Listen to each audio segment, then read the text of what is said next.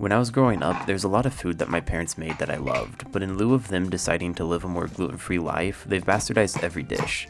Except this one. This one's still pretty good. To make gluten-free spaghetti, you really only need spaghetti squash, and as long as you cook it right, then it'll be pretty close to the texture and taste of the spaghettis. While cutting them, you may doubt what I'm saying with how similar they smell to pumpkins, but trust me bro, I'm a random guy on the internet, I would never lie.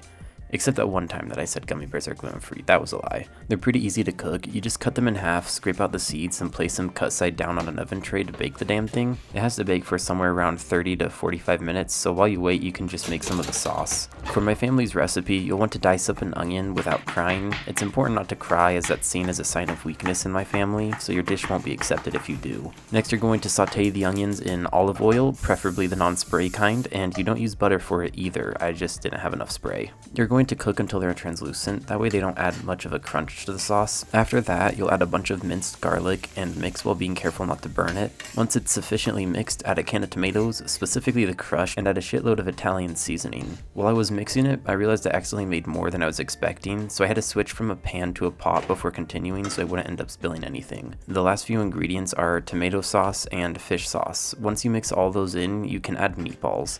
There's a bunch of different kinds of meatballs, and a decent amount of them have gluten, so if you truly want the spaghetti to be gluten-free, then make sure to check the ingredients and whatnot. It turns out that since I made more than I was expecting, when I added the meatballs, the sauce overflowed a bit and spilled onto the burner, so oops. And it turns out that since I made more than I was expecting, it overflowed again when I added the second bag of meatballs.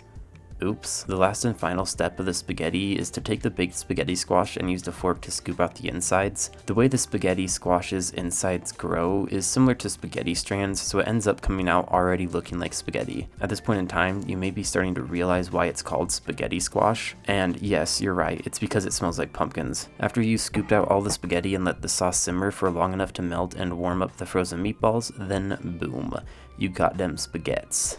Them healthy spaghettis. I'm not excited to clean off the burner.